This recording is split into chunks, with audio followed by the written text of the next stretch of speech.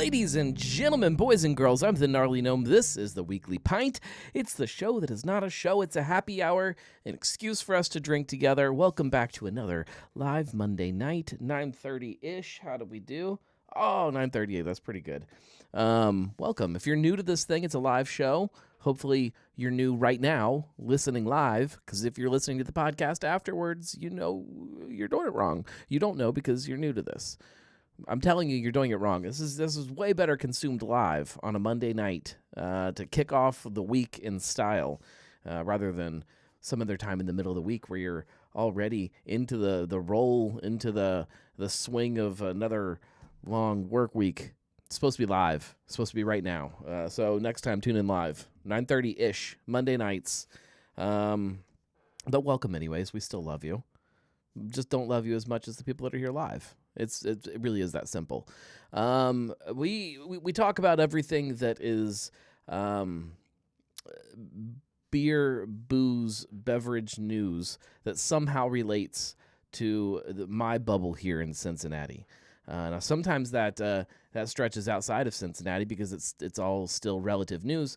Usually it has something to do with a Cincinnati twist to it, but some fun stuff. And sometimes there's good news, sometimes there's bad news, but it's always fueled by one thing, and that is drinking. We always drink on this show, so hopefully you've got something as you do open up whatever it is you happen to be drinking tonight.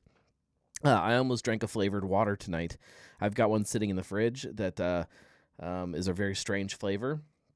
And I almost drank it on the show. And then I was like, okay, I can't just drink it on the show. That's not fun. I need to dump some booze in it. So then I was doing all this like science trying to figure out what booze would go good with it. And then I thought, no, I'm just going to make a cocktail. So that's what I'm going to kick the show off. I've been in the middle of something that I'm calling, I don't have a good name for it, my quest through rum. This entire summer, I've just been drinking so much rum.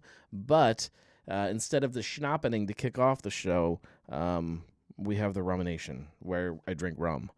I don't have any new rum in the house that I'm aware of this week, so we're going to make a cocktail with some rum. Let me see what you guys are drinking, though, first. Let's see. Josh is having a West Side Oktoberfest. I'm excited to try that for the first time this year. I will talk about Oktoberfest Quest a little bit before I make my my cocktail.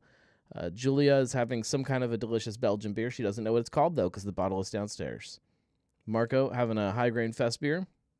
Chris is having an old-fashioned and several half-truth. Do several half-truth equal one regular truth? I don't know. These are the questions I need to know. Julia says it's a Herkenrode Noctis, traditional Belgian Abbey beer. Say that 3 times fast. Eric is having Yellow Springs Oktoberfest. Alex having St. Bernardus App 12. The rummer. I like that for my summer of rum. Let's see. The Cincy Brew Dads are having award-winning Abbey Lubber Brown Ale from Gravel Road. All right. This is a cocktail that... let me talk about Oktoberfest Quest before I get into my cocktail. Although my ice is just sitting here melting. I think I probably mentioned that I was thinking about this idea a few weeks ago. There is going to be a lot of Oktoberfest beers if my math is correct. And if everybody that I think is putting theirs in packaging puts it into packaging. And if it all works out the way I think it's going to work out, there's too many to make a nice, even, neat bracket. So what I'm going to do for the first time ever, I'm trying every beer. Round 1 is me just trying every single beer. And then I've built out a spreadsheet with, I don't remember how many different factors go into my score of an Oktoberfest. It's something like 17 or 18, though. There's a lot of different like little categories to rate Oktoberfest beers. And they're all going to get a score. And from those scores, the top 32 make it into the bracket. That'll give me a very defined number of beers. I already know that it'll be 32 beers that are going through there. I can work backwards, get the math all figured out so that the finals, the final 4 are figured out the week before the finals. So you'll have a week of knowing who the final 4 are. And then we'll go into the finals, and it'll all be honky-dory. But there will be beers eliminated that don't ever go head to head with anybody else. They just get eliminated. And I'm not going to say that they are the bottom Oktoberfest beers in the city or something like that. I'm not going to make some kind of offensive name for it. I probably will. Probably will. You're the worst Oktoberfest beers. I don't know. Some of them will get eliminated before they go head to head, and I think that's the smartest way to do this. I think that's I think the math adds up. Zach says West Side and Esoteric are my faves. The one that I am probably most curious to try is the new Sam Adams non-alcoholic Oktoberfest, and yes, that will be in the bracket because it's in packaging. It's not made here. I'm pretty sure they don't make it here in Cincinnati, but we have 2 different Sam Adams breweries technically here in town. It has to make it into the bracket. That's gotta work. Ryan says Sucktoberfest. That's pretty good. All right, I'm gonna make a cocktail. I've never had this cocktail, and I don't know if my ingredients are the perfect ingredients, but we're gonna find out. We're gonna find out together. Got a cocktail shaker. I know that's the proper ingredient. This is called a Jungle Bird. So a Jungle Bird is a tiki cocktail that uses Campari. And I've been kind of curious about it. It's been in my head and on some kind of invisible list of one of these days when I sit down at Tiki Tiki Bang Bang, I'm going to have a Jungle Bird, a proper Jungle Bird that somebody else makes me. And I couldn't wait anymore. And when I was trying to think of a good tiki cocktail that I felt like I needed to drink tonight, that one just kept popping up in my head. And I'm like, oh, all right, I'll do it. Now, the recipe that I have for a Jungle Bird calls for a very dark, like a black strap rum, and I don't have any of that. So I started kind of reading some other people's thoughts. Chris is bailing on us. He has 1 bar on LTE. Well, you're allowed to watch it afterwards if you don't have service. We'll accept that. Zach says you need to mix the quest up and drink some Oktoberfest out of state and throw them in as wild cards. I've done that in the past if it was to get an even number. I've thrown some out of state ones, but no, this is to find the best Cincinnati Oktoberfest beer. Out of state ones don't make it. I still drink them. I drink lots of Oktoberfest beers, but so I don't have any blackstrap rum. So I started reading some other people's thoughts on this cocktail, and there were a lot of people that said you could substitute some other things. Smith & Cross was a favorite, which, again, I don't have. I didn't know if the Pussers would substitute good enough for the Smith & Cross, so I knocked that off. I'm not going to do that one. But people kept saying, like, a good, funky Jamaican rum. And immediately, light bulbs go off in my head. I've got a good, funky Jamaican rum. I've got a really great Jamaican rum that I love.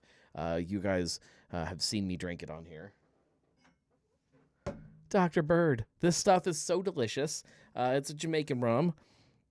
And it's finished in Moscatel casks, and it's 100 proof. It's big and bold and absolutely delicious.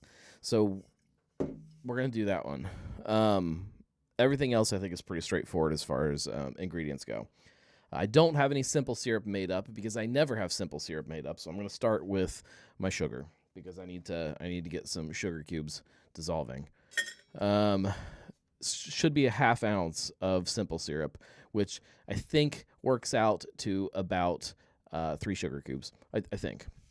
Then we need half ounce of lime. I was really smart tonight. Instead of trying to juice the limes on the middle of the desk and getting sticky lime juice all over everything, I pre-juiced my limes like 5 minutes ago.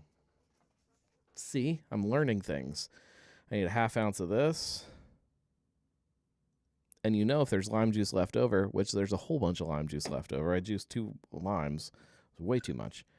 I'm going to have to drink daiquiris after the show, or maybe during the show. Half ounce of lime.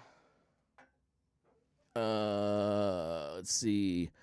I need 3/4 of an ounce of Campari. Let's do this. This is probably easier to say 3/4. I don't drink a ton of Campari, but I really enjoy it. Sometimes it comes off really super bitter for me, and then other times In some cocktails, it comes off really, really sweet, and I can't actually figure out when and why it does what. This stuff is also super sugary and sticky if you dump it everywhere, which I usually do. 3/4 ounce of Campari. There we go. And then we need a whole bunch of pineapple juice. 1.5 ounces, I think. Yeah. 1.5 ounces of pineapple.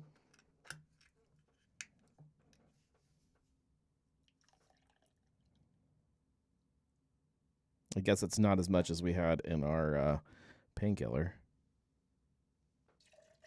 Oh, I spilled it. See? Thought I was going to be good tonight. This desk is just going to be, like, saturated with booze and juice at some point. What's next? All right, so we got sugar, lime, pineapple, Campari, our rum. We need some rum. 1.5 ounces of that, too. Uh-oh. Oh, no. We just did something terrible. I have ruptured my cork on my Dr. Bird. Oh, no. We have a cork-related emergency. I'm going to have to get a corkscrew. I think. What kind of crap is this?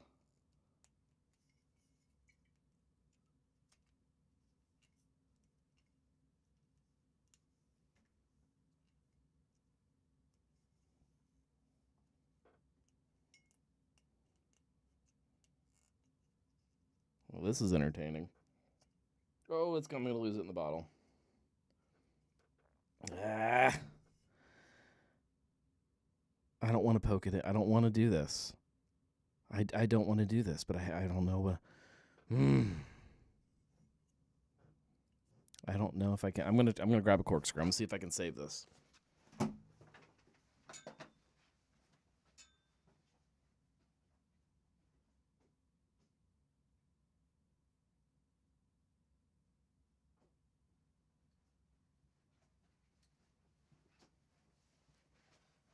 This is kind of ridiculous. It's a new bottle. It's not like it's a vintage bottle of booze that has a brittle cork or something. Jeez. We've got the collector's item, Street Side Corkscrew, because, you know, Street Side now has so many beers that have corks. I'm going to lose it. It's going in. That's what she said.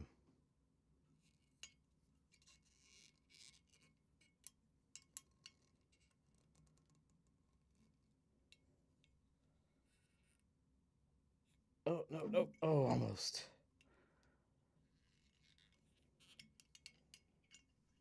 Yep, nope, it's in. All right. That's fine. Ugh. Looks like we're decanting rum tonight. 1.5 ounces of this. Dr. Bird has lost 1 point. All right. There's our rum. Zach says, I forgot to mention I'm drinking the Quad IPA from Cartridge tonight. All right. All right, let's I'm just gonna muddle these sugar cubes. I think they're broken up pretty good. Yeah, I don't feel them. I think we're good. Okay. Now we need some ice. Our color-changing Buc-ee's cup. I'm a big Buc-ee's fan. I don't know how you guys feel about Buc-ee's. Well, I guess this is a bad time to be talking about Buc-ee's fandom after the latest news. I like Buc-ee's in the very like obnoxious. They're like as America as you can be. It's like Walmart on steroids. Okay, let's shake this thing up. Julia says boycott Buc-ee's. I wish I knew what the actual story is, though. I keep hearing lots of conflicting reports about what the actual truth about this story is. Specifically with them and this Beaver Mart or whatever. I recognize that there's been other companies that they've sued to in the past. But... all right, we're shaking this thing up. It's getting cold. All right, Jungle Bird. I'm also not garnishing my cocktail because ain't nobody got time for that right now. All right. Oh, look how pretty that is. If I were going to garnish this, I would use like a palm leaf and a big old slice of pineapple. If I were going to, but I'm not. Okay, I'm excited to try it.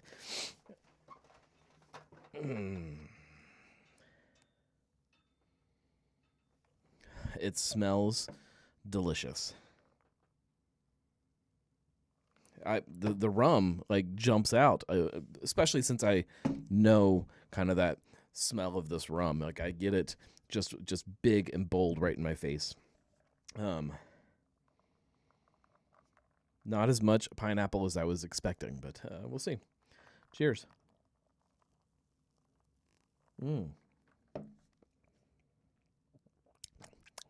Oh, yeah. I should have, when I was pouring it, I should have turned the drink cam on so you could see how pretty this drink is. I guess you can still see how pretty it is, even though it's already poured.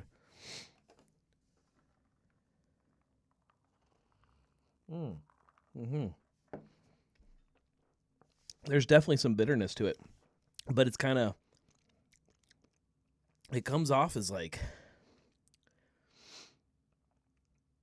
part of the rum. That's fantastic. It's amazing how balanced that is, and I say balanced because it's shocking that an ingredient like a big funky 100 proof rum and a big giant, I mean not that big, but a big kind of bitter ingredient like Campari, something that's super sweet like pineapple juice, the fact that you can like get those to hang out together and be balanced, that's impressive.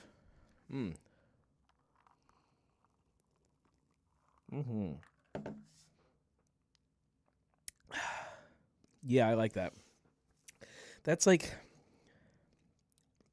it's a very different flavor profile than I'm used to from a lot of tiki drinks. That's unique. And if you like grapefruit, if you like IPAs, if you like bitter flavors, this is something that I think you can definitely get behind. Yeah, I now I need to go to Tiki Tiki Bang Bang and get myself another Jungle Bird and see how theirs compares to mine, because if it's like, could it be better? That would be fun. Let's jump into it tonight. There are some good news stories to dive into. I'm gonna sit and drink a Jungle Bird while I talk about beer.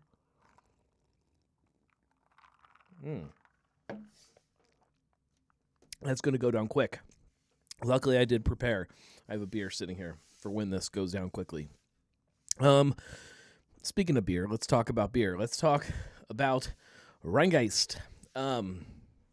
So the news came out, it's been a little while, came back out in like July, I think, that Rheingeist was partnering up with the Bengals. We're seeing the packaging out there a little bit. And if you watched the first preseason game this last week, there was all kinds of Rheingeist mentions. It was like every 2 minutes, this scoring play is brought to you by Cincy Light. And I freaking love it. I think it is the greatest thing in the world that we have Cincinnati brands while we're watching Cincinnati sports. And I get that there is definitely an argument to be made about some of these sponsorships Not specifically this one. I don't know the deal and the arrangement on this one, but I recognize that there have been other sponsorship deals that have pushed other breweries out of sporting events, and I don't like that. But I like seeing Cincinnati beer at Cincinnati sports. And this timed up perfectly with the release of their latest product line, a whole new segment in their portfolio, Rhinegeist I'm speaking about, and that's the Cincy Splash, the newest NIL collaborative product. It's a companion to Cincy Light. Cincy Splash is a vodka seltzer, vodka soda. They have 3 flavors right now.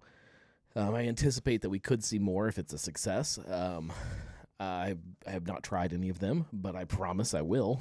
And I think that, and they will be on hand at Bengals games and all over the place. Anywhere you get Cincy Light, you will now start seeing Cincy Splash. I should note with this conversation that Cincy Light is spreading a little bit further out of Cincinnati than I was expecting it to.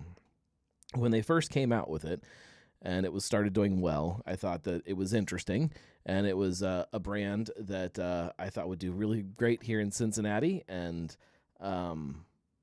become kind of our light beer brand around town. But there was no way it could ever succeed in other markets because nobody cares about Cincinnati outside of Cincinnati. But we're starting to see it other places. It's not on the level of like Garage Beer or something that's all over the world. It's probably not all over the world. All over the United States. All over the universe. But it is starting to get legs in some other markets outside of the city. And I think that's kind of amazing. I think that like all of a sudden now we've got this brand that is good for Rhinegeist, and I think Super Lager is going to be even better because it's going to be way broader for them. But the fact that you can have a beer brand that is simultaneously marketing the brewery that's putting it out and our entire city, like I think that's the coolest thing in the world. So I'm a big Cincy Light fan. You guys know that. You see the sign in the background every week on this show because I really do love the brand. That was a gift. I should say that since I'm talking about it. Thank you, Rhinegeist. But I think that the brand is one of the more exciting things that that a brewery has done here in town, and that's very strange for me as a craft beer fan to say because it's a light beer. But that's just the way it is. And I tell you what, if I'm at a football game, if I'm sitting and watching a Bengals game, in the stadium especially, I'm probably drinking light beer. I'm probably crushing a bunch of light beers or vodka sodas. So it just kind of works. Could drink some Jungle Birds too. Maybe we'll get a Cincy Splash Jungle Bird flavor.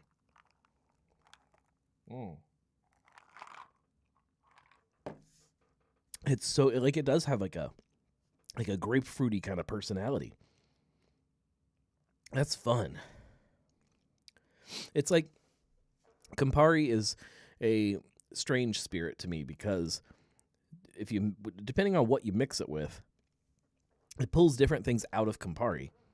Like there is a very distinct grapefruit thing that I taste now that I wouldn't taste otherwise. Man, that's good. So yeah, I assume you guys all watched.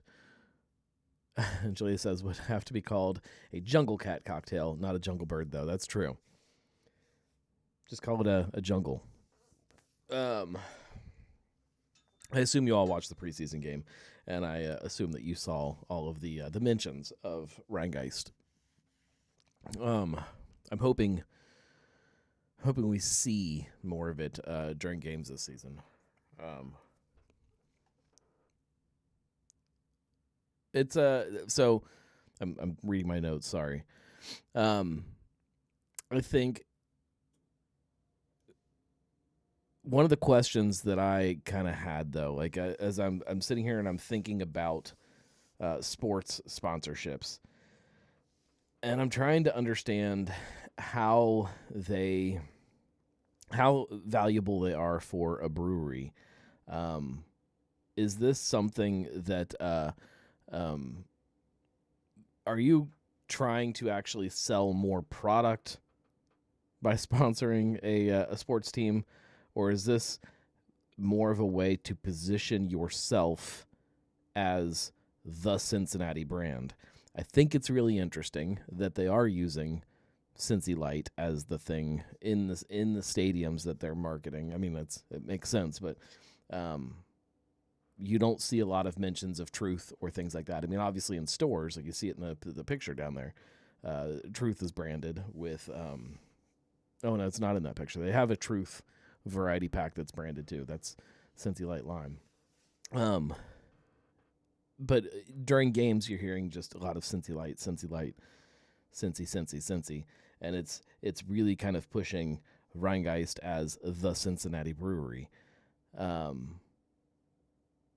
So it's to me it feels more like a move to brand yourself as the spot here. Like if you're coming into town to see whatever your team is play the Bengals, what's the brewery that you go to before the game or after the game or the next day before you fly out of town or whatever?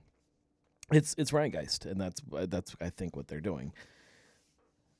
That thought then sends my mind down a whole other rabbit hole, and the question that I have for you.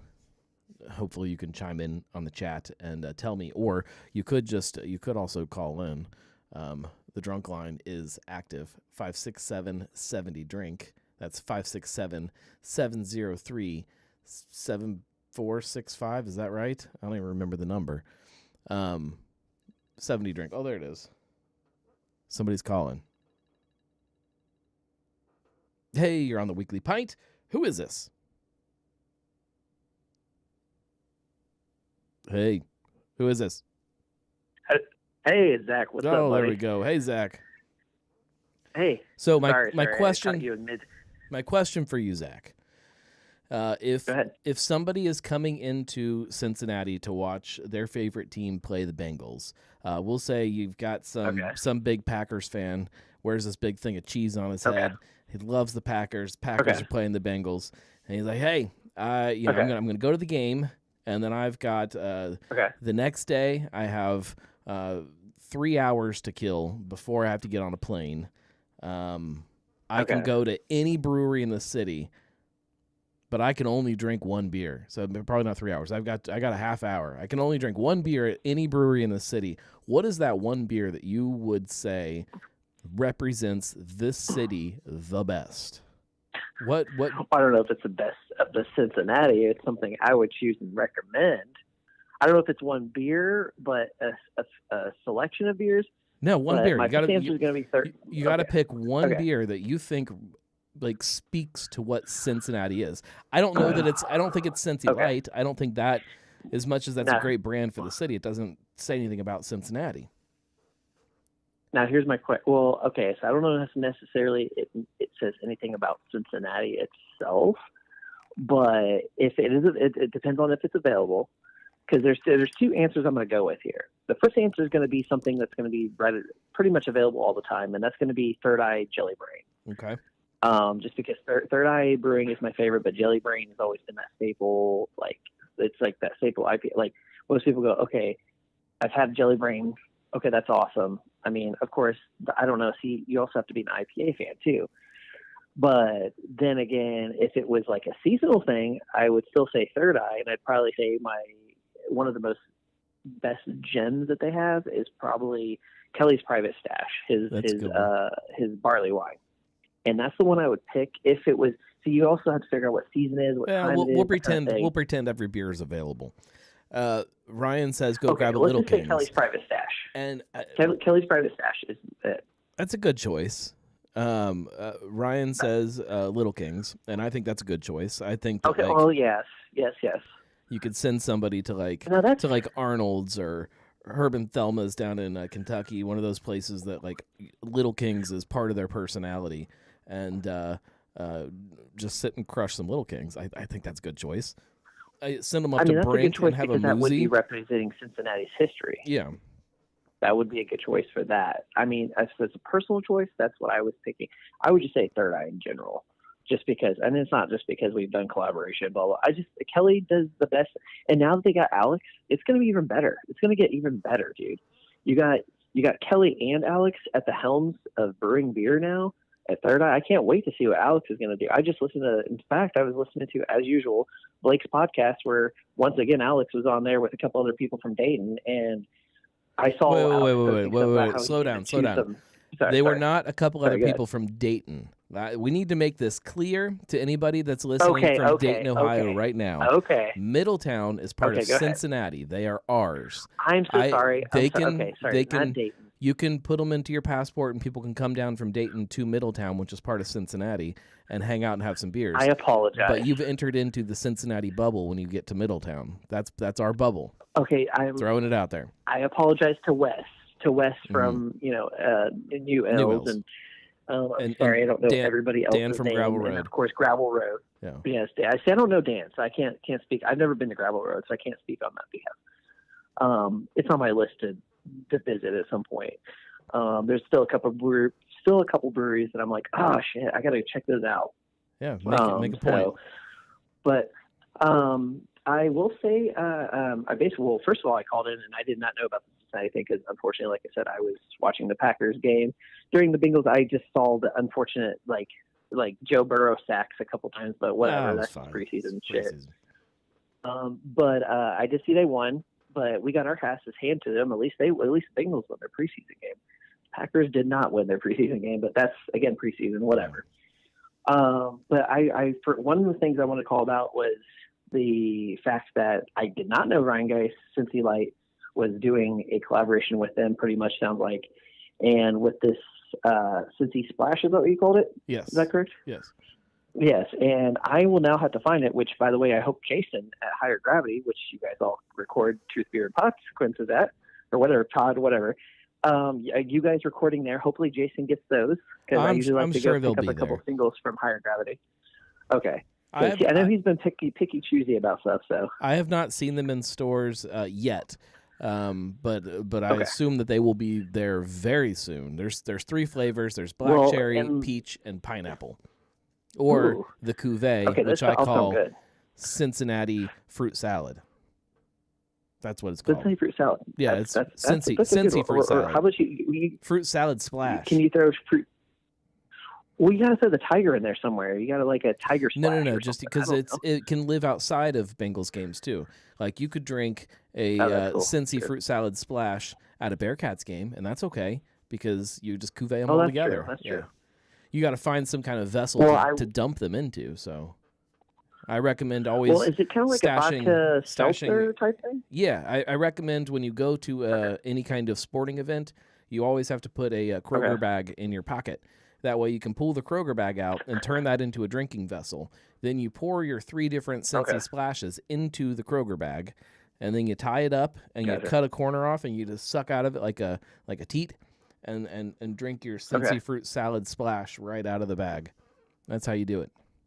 I'm waiting for you to collaborate with somebody on this. I don't need to collaborate. I'm going to do it on this show. I'm going to do it here now.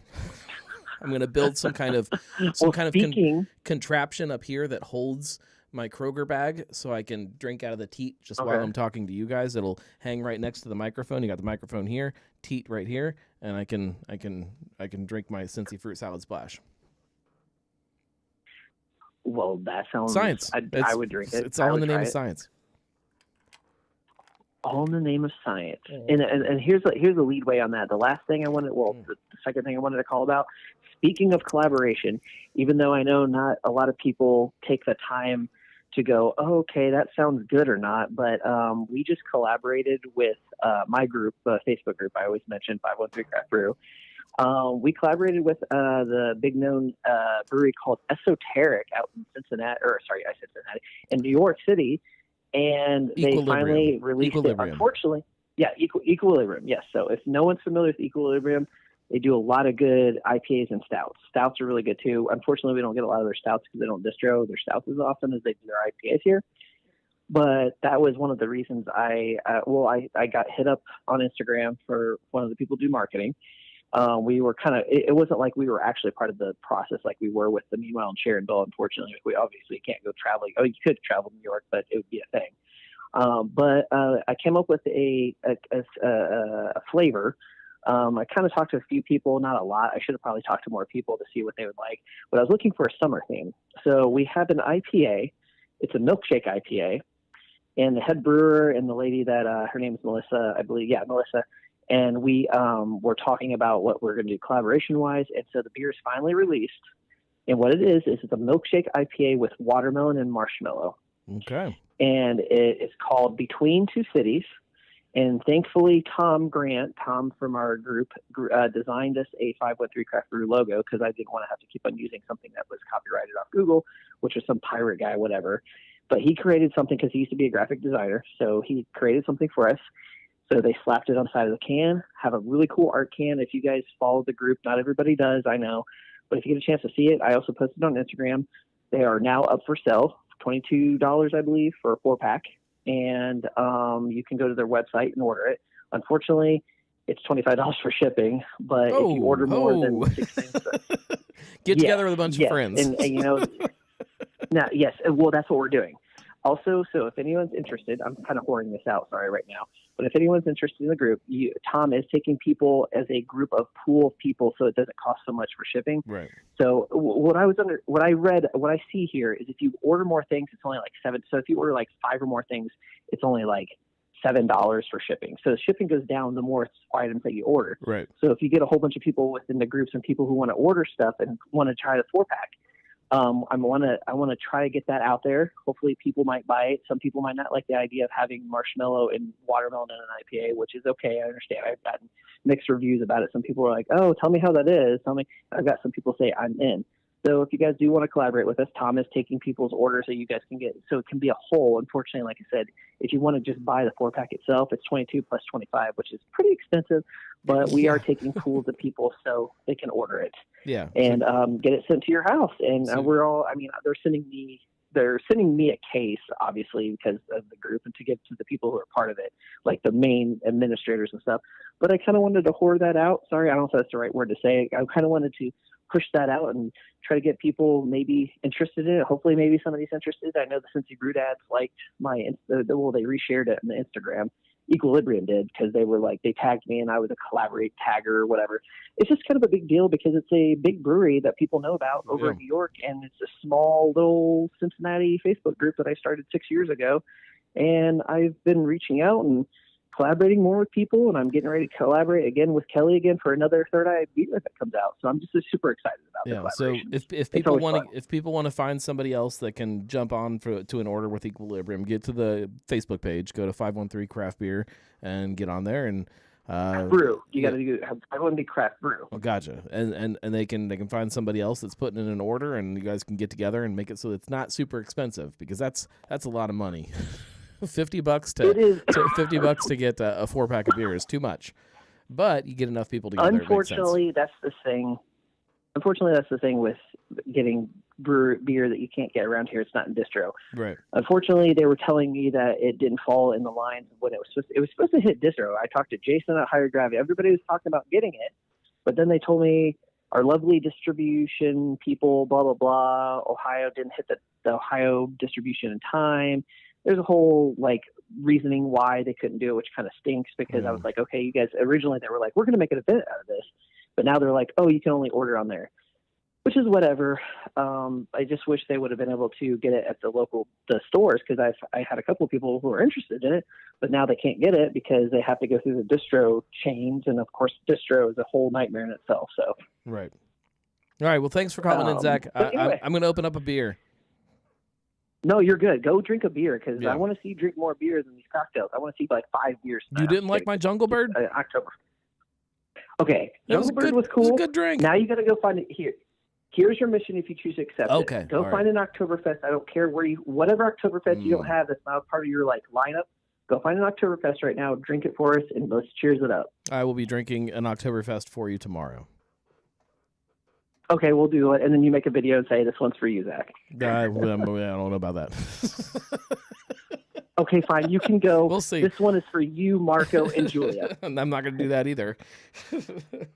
Oh, okay. Well, this one is just for you because you're the coolest and most popular person in Cincinnati because everyone knows your name. All right, you take it easy, brother. Nobody knows my name. That's the whole. That's the whole. Everybody knows your name. It's Andrew. Nope, Andrew. it's not. It's Frank. Thanks for calling in. It's Frank. If everyone... Thanks for calling in, Zach. And he's gone. He used my name. I'm gonna open a beer. Esoteric Pilsner, because listen, I still, as much as I love Oktoberfest, both Märzen's and Fest beers as a style, I still think Pilsner is the pinnacle of beer. This is what beer was evolving into, and it's perfect. Pilsner is a perfect beer, and Esoteric is kicking butt. Esoteric, not out of New York; they are out of Cincinnati. Lest anybody think differently. Esoteric Pilsner. Does it have a name? I feel like it has a name, but no. This just says Pilsner. Okay. It says, this Pilsner offers a dry, hoppy character on the palate, perfectly balancing hop bitterness with light malt sweetness, leading to a clean, crisp finish. It is 5% ABV. Hops are Tettnanger and Hallertau. Malt, Pilsen. All right. Let's see if I can do this without spilling over. That's perfect. It's like I've done this once or twice. Chris says getting distro is expensive and you lose the rights to it. Yeah, a lot of places are willing to give you or sell you the rights back. Yeah, lose is a very loose term there. Eric says we'll drink a Jacko and tip it to you. I'm not drinking a pumpkin beer tomorrow, I can tell you that. Switch. There we go. Let's next story. So this is well, actually let's change things. I'm going to go over here first. This last weekend I went to Beer and Sweat. It's been a very, very long time, like way longer than I care to admit that I've been to Beer and Sweat. And I fell back in love with, not that I ever fell out of love with the homebrewing community, but it reminded me how much I love the homebrewing community. And this is kind of on the heels of the news that the How to Brew Your Own Beer homebrew store from Dayton was going to be moving down to open a little store inside of Gravel Road, homebrewing. And I think that it all kind of falls in line with a bigger story here that, like, I've probably been putting out the word, the vibes, the message that homebrewing is kind of a I don't want to say a dying hobby, but like a hobby that is on the decline, and it probably is, like, on paper. But when I went to the event, and granted, most of the people that were there, there were a lot of people they've been in the hobby for a while. They're older folks that have been around making beer and are always going to be around making beer. They're not there's not like a lot of like young kids getting into homebrewing, but the hobby is very much alive. And the culture of it and the personality of it and the soul to homebrewing is exactly like one of the things that like made us all fall in love with craft beer. Like this idea of just trying new things and playing around with stuff and having fun with beer again. Like to not take yourself so seriously, just to relax and have a homebrew. Like it's a thing of beauty. And I encourage anybody that has never been to a homebrew meeting or a homebrew club or a homebrew festival. This is Beer and Sweat is a great opportunity to go kind of rub your elbows with some homebrewers and drink a bunch of great homebrew. To do it, connect with a homebrew club. Find a time when they're all getting together and hanging out and making some beer, and just go hang out and see what it's all about, because it's very different than hanging out in a tap room, and I say that in a very very good way. It's different in a very wonderful way. I think that I still worry about the hobby a little bit because, and I'm guilty of it. I don't homebrew anymore because it's easier to just go grab better beer somewhere else. I was never a great home brewer. So it's easier for me to go and get beers like this from Esoteric, which I haven't even drank yet, because it tastes better than anything that I can make. And I think that that's true for a lot of people, that it's just not worth the hassle that they go through. But then there's this whole other segment of people that even if at the beginning it's not as good as they could get somewhere else, there's something that just clicks with them, and I love that. Let me drink this real quick.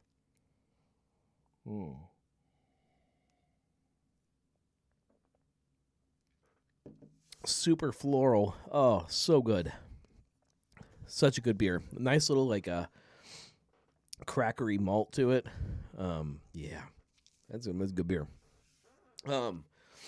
But it really did kind of make me fall back in love with, not that I fell out of love with it, just this idea of homebrewing. I like being around it. The beers were incredible.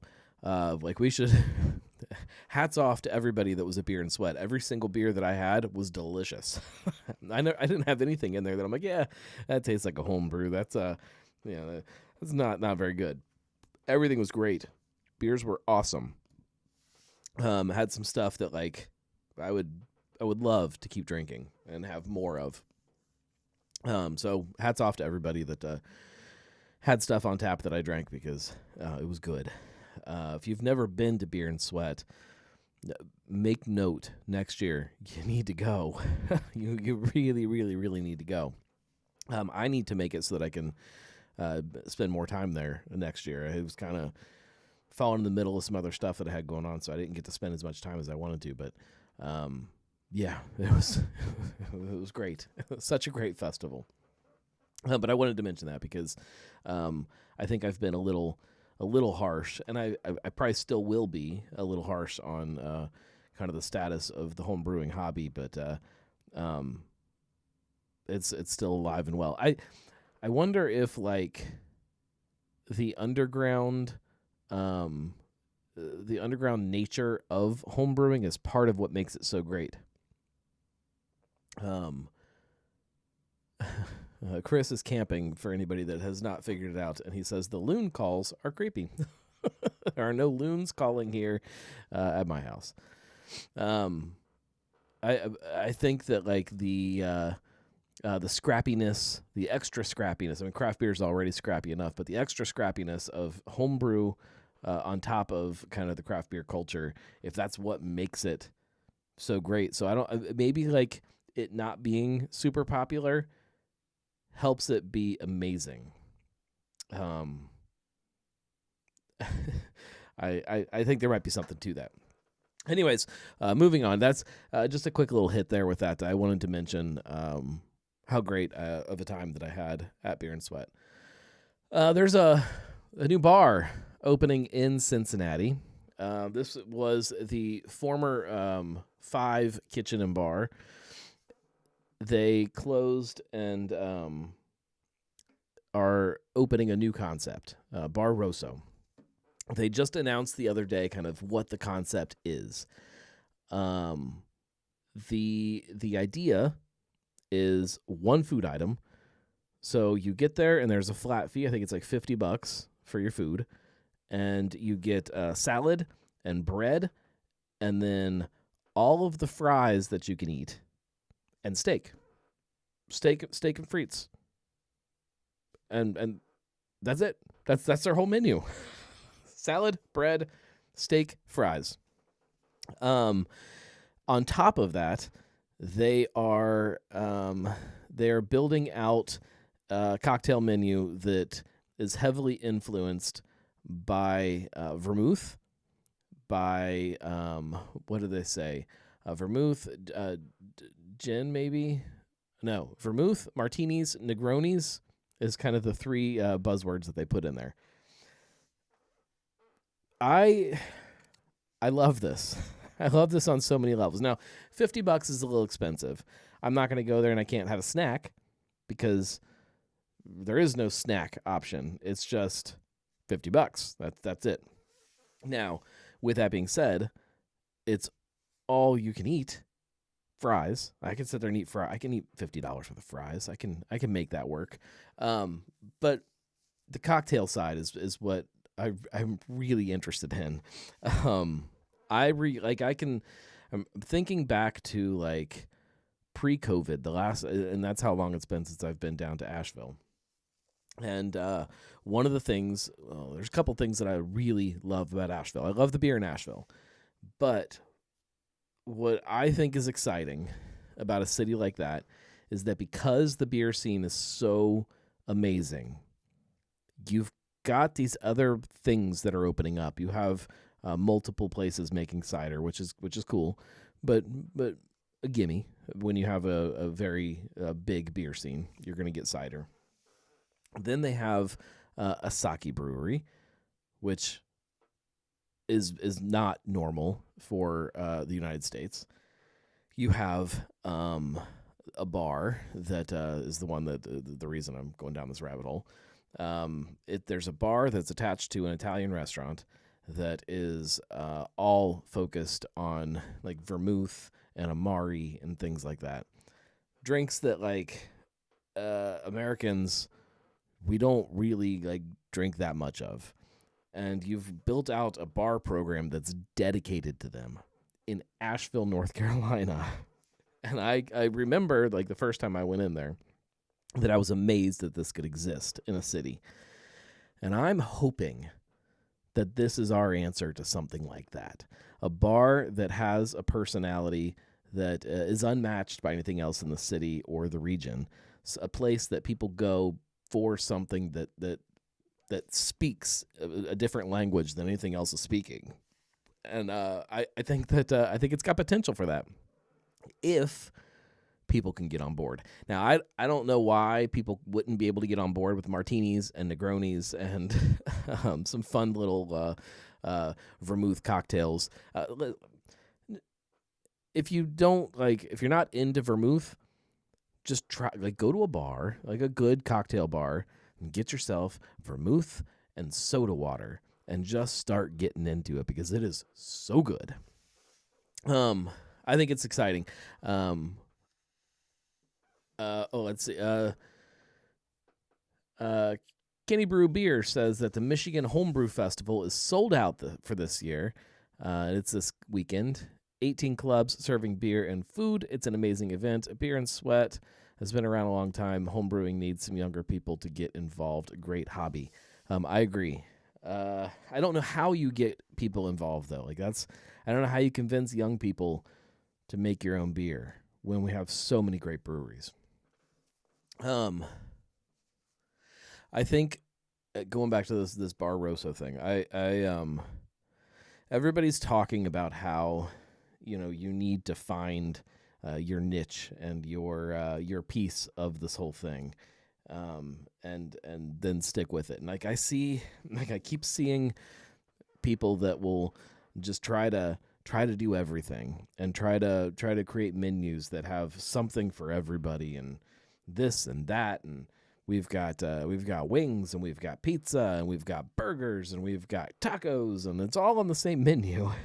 And you've got these cocktail menus that have these different sections for different personalities and all this stuff, and it's like it just becomes confusing, and it becomes like it doesn't say anything about the place at all. It then you start to fade off in some kind of noise because everything turns into the same.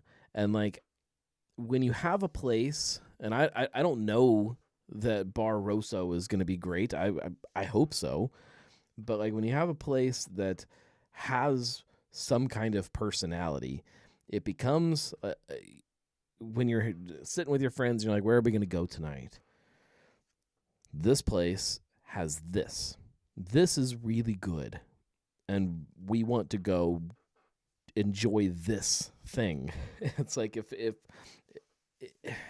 I'm trying to think of another good example that kind of touches on that, and I can't really think of a good one off the top of my head. But like,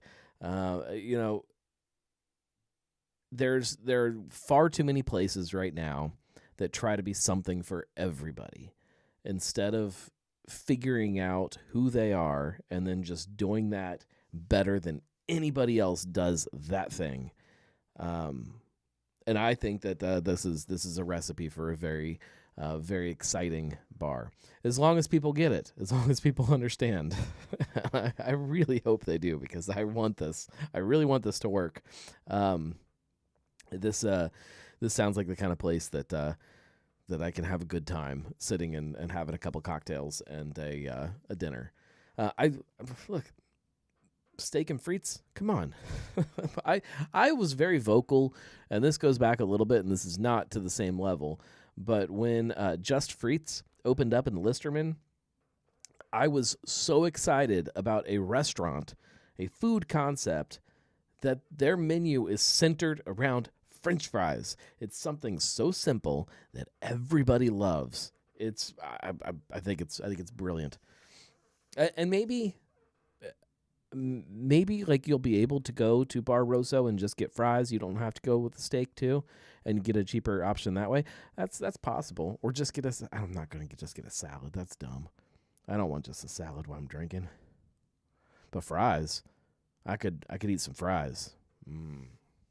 Fries are good drinking food.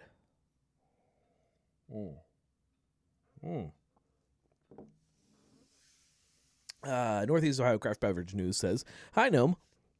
Hi. Yeah, so the next time any of you are in Cincinnati, if you're tuning in from the Northeast, steak and fries. I have a couple other like quick hits if we want to talk about those. Let's see. There is another new bar that just opened up, and I have not been there, so I can't comment on the quality. Okay, Ryan says, sounds like $150 plus date for two. Happy for those that can roll like that. Yeah, I mean, like, that's one of those nights that you don't do it all the time. But yeah, I mean, like, if you want to go out and have like a nice date, like, where are we going that you're not spending $150? I cannot go out for dinner with my wife. Both of us drink. Both of us have dinner and get out for cheap anymore. It doesn't exist. So I want something that makes me feel good. That's all I want. This is, I think, going to be one of those places too that you're going to see a lot of cocktail crowd, people that go there for cocktails while they're eating somewhere else. I think you're going to see events, like they have an event space there, and I think you'll see people like rent out the space because the food is so. I imagine that they'll have some kind of catering menu. It's just a whole bunch of fries and a whole bunch of steak, and you just build your own little steak and fry bowl. Oh yeah. Chris says Taco Bell can get there quick. Yeah, if I take my entire family, we can approach that at Taco Bell. The other bar that I want to talk about is called a Gwyn. It just opened up downtown in the hotel. What is that hotel called? I want to say Foundry. Is that right? Right by the Contemporary Arts Center there. If somebody can Google it faster than me, please shout out. Although with the time shift, there's a delay. Fidelity Hotel. This is what I am hoping is the start of a resurgence in hotel bars. I love hotel bars, and in the last, like, I mean, again, probably since COVID, hotel bars aren't the same as they used to be. It used to be this really, really unique space that you could go and be around people that most of them weren't from here. And it became this like place that like different types of people gathered. And a lot of bars, for me, and in my experience, a lot of bars end up that you get crowds that go there. You get regulars that like, this is our spot, and places start to develop a personality. And not that you can't go to different places that have different personalities, but the place still has that personality. Hotel bars have no personality. They change, they morph, they become different every night that you go there, depending on who is there. And that's one of the things that I love the most about them. And I'm hoping that this gives us some kind of start to a resurgence to that personality of bars. This place looks swanky though too. If like $150 for dinner and drinks is bad, this is probably worse. Let me look at the menu real quick, because this is pretty nuts. I mean, it's gorgeous. I don't know if you can see the picture on there. It's a gorgeous bar. All right, the menu. Okay, dine. Okay, we have breakfast, brunch, dinner, dessert, lounge, cocktails, bourbon list, and a wine list. Let's go dinner. Okay, I can get rolls for $8. That's a good deal. Let's see. Ooh, we've got starters. We have fried green tomatoes, $14. Pork belly. Oh, I love me some pork belly. For $18. I can get mussels for $18. I can get a $12 salad. That's not bad. It's got shallots and radishes and pine nuts. All right, our main courses. We have duck for $48. Redfish for $42. You can get a fillet, the filet Gwyn, for $87. You can get the this is lame, ricotta stuffed squash blossom, $34. That's the cheapest thing on there, because there's no meat. I like meat. Pork chop, now we're talking $57 for that. The herb-crusted rack of lamb, oh yeah, $68. Or there's a box feature, I don't know what that means, but it's prime rib for $70. Let's look at the lounge menu. I'm guessing this is drinking food. Oh yeah, I can get some roasted nuts for $9. Warm olives. Do I want my olives warm? I feel like they get cold in my martini. I don't want them warm. $10. They got oysters by the half dozen for $30. Jumbo shrimp cocktail for $32. I can get a charcuterie board with artisan cheese for $54. I can get Kentucky spoonfish for $130. That's caviar. That's a little that's a rabbit hole we could go down. Evidently, like, some of the best caviar comes from Kentucky.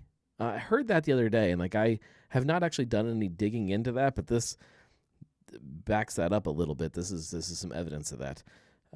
Paddlefish.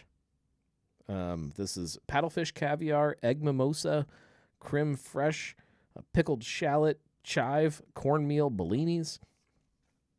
Okay, I'll try it. I've never had caviar. Maybe I need to go eat some caviar. Not for $130, I don't. There's sandwiches, some salads. You know, it's expensive. You know, got to get that caviar, Kentucky caviar. I could be wrong on that. Somebody needs to fact check me, but I'm pretty sure I read that somewhere or heard it on a podcast or something. That, yeah, some of the best caviar comes from Kentucky. Whatever, but it's fine. Look, I don't judge. But they're opening up, or are open now. It's on my list to check out. I cannot promise you that I'll be eating, but I'm gonna have a cocktail or two, and I'm gonna see what it's all about. I'm afraid there's you think there's like a dress code? Do you think I can get in wearing a baseball hat and a t-shirt? I don't know. Let's see. Oh, okay. Woodburn. There's some activity happening at Woodburn.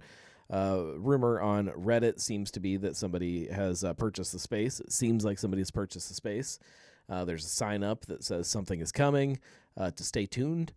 Rumor is there's some kind of cafe kind of thing going on. No brewery.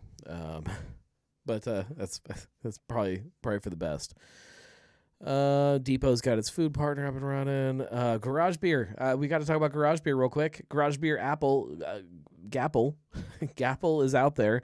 I was really hoping I could grab some for this week's show, and I couldn't get down there to get any. It's interesting to me that not only was Gapple introduced, it was first released. There was a party at Braxton, but I think Braxton broke the news, and I think it's a ton of fun. I know that there's still a lot of people that don't understand the Braxton Garage Beer relationship. Braxton invented Garage Beer. They made it. They turned it into another company. They sold a portion of the company. Then they sold more of the company. Then they sold all of the company. That's the news. And they still make it in their tap rooms because they love the brand so much. They are allowed to make it. That's it. That's the whole news. Julia says, I tried some Gapple this weekend. How was it? I would love to try them all like next to each other. Try some Bapples, some Fapple, and some Gapple all next to each other and see what's the best. I imagine they're all kind of the same. Brian says, I believe Gapple is a Jungle Gyms. Probably. I imagine it's going to be everywhere. I did see there's new buckets, too. New Garage Beer buckets with tiger stripes. I want one of the buckets so bad. I don't know that I need that much Garage Beer. I don't need a couple cases of Garage Beer. And Keystone, Capel. Okay.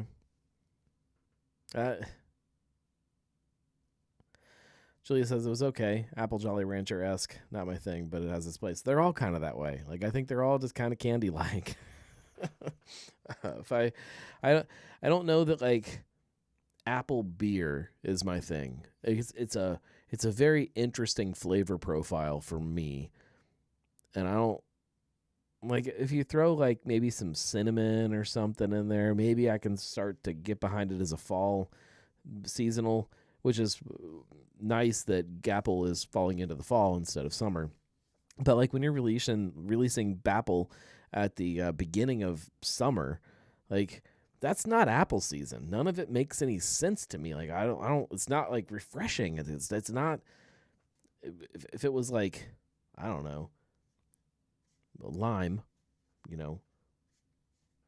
I could understand that. Bime. That's not as catchy. Yeah, maybe that's the only thing that does make sense. Let's see. Oh, Julia with the stats here.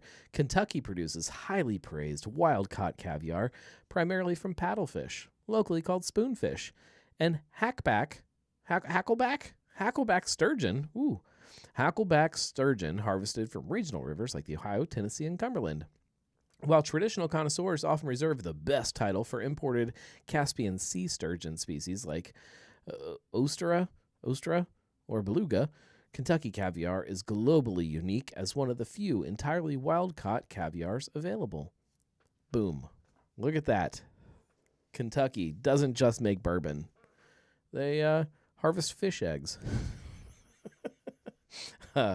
Chris says that apple is usually an off-note flavor in beer. Yeah. It is, but not in this case. It is as sought out as paddlefish eggs. That's how crazy people go for all of the apple beers. That's all I got for you guys this week. That's it. I think we covered everything that we need to know. What did we learn this week? We learned that paddlefish are highly prized. And you can get some for $130 at a hotel bar. That's cool. But you could also, for the same price, go to Taco Bell and get a family special. We also learned that Esoteric is not from New York. They are from Walnut Hills, and they make a great Pilsner. And I don't think that they've ever put marshmallow in their beers, but I can't say that they wouldn't. We learned that Oktoberfest Quest is well underway, and it's amazing. And I'm already knee-deep in Oktoberfest beers. The spreadsheet is being compiled. We learned that Julia noodles for paddlefish, and that's fine. And that's everybody needs a hobby. And we learned that I would recommend she choose home brewing instead of noodling, because that benefits more people. I don't know how much caviar you get from one harvest from a fish, but I bet you get more beer than you do caviar. We learned that bars can find a way to find their place in this world and do something unique that gets people excited. And there still are things that get us excited about drinking. Chris says video or didn't happen. We learned that football is better with beer. I think that's what we learned. Ryan says we learned that shipping beer from New York is not cheap unless you get a gang together. If you've got a gang, you can make it cheap. You gotta throw your weight around a little bit. Then they'll make it cheap for you. I appreciate you guys. We learned that. Thanks for hanging out with me. We learned that the Jungle Bird is a great cocktail and that Dr. Bird's corks suck. We'll probably do this thing next week. I think we got a little while before I need to start warning you. There's going to be a week where I might not have a show. Yeah, we got a little while, a few weeks still. There's going to be a week where we might not have a show on a Monday. We'll see. Start making your plans. Oktoberfest is quickly approaching. We're in the middle of lots of different Oktoberfest festivals. If you need to know about all of the best Oktoberfest festivals, I think you can go to thegnarlygnome.com/Oktoberfest. Let me check that before I say that to you. Thegnarlygnome.com/Oktoberfest. Let's see where that takes you. I do have a list on the website that has all of this year's festivals that you should not miss. If this is going to load for me.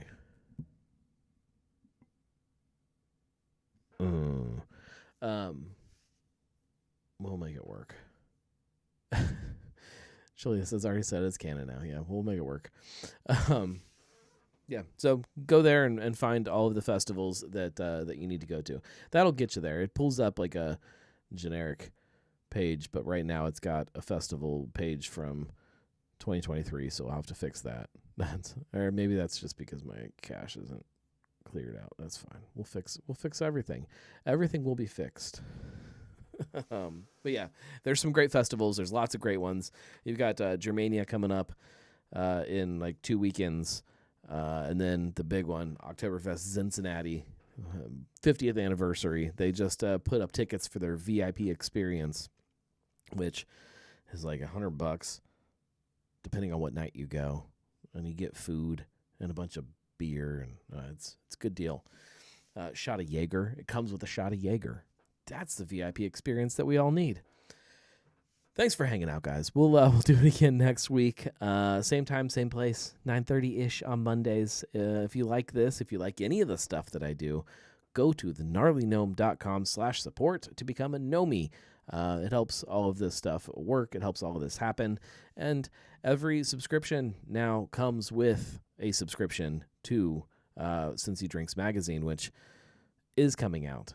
The first issue comes out in the fall. I'm making it official. We'll just we'll bump to the fall. It's fine. Everything's fine. It's a lot. Trying to keep podcasts happening, which I recognize. I think like a week and a half ago, I told you there was a new episode of Drinking with a Gnome. It's still not done. It's close, but it's not done. It's just too many things.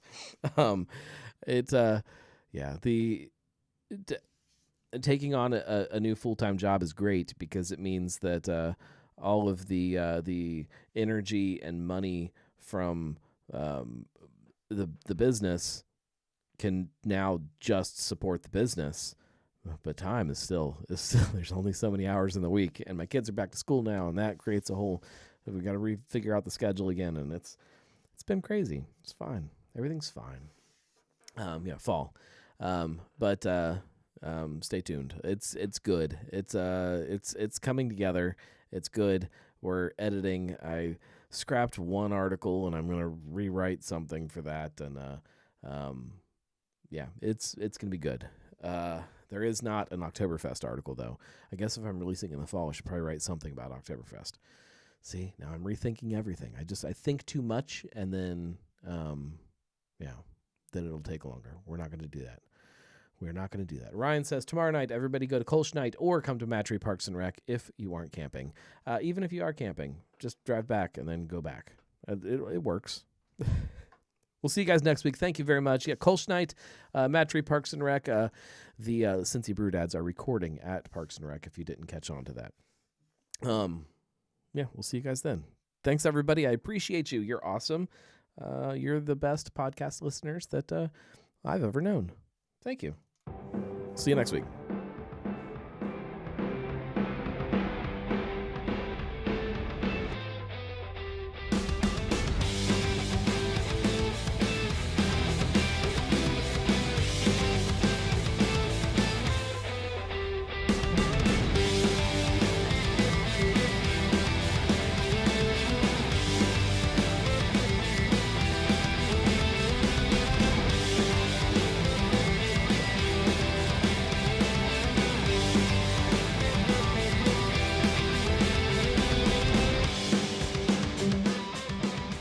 Just remembered, I've got more lime juice.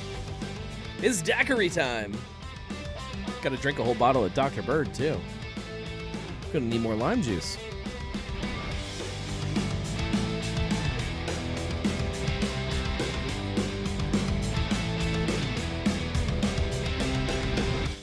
Decanting is for losers. We drink the bottle.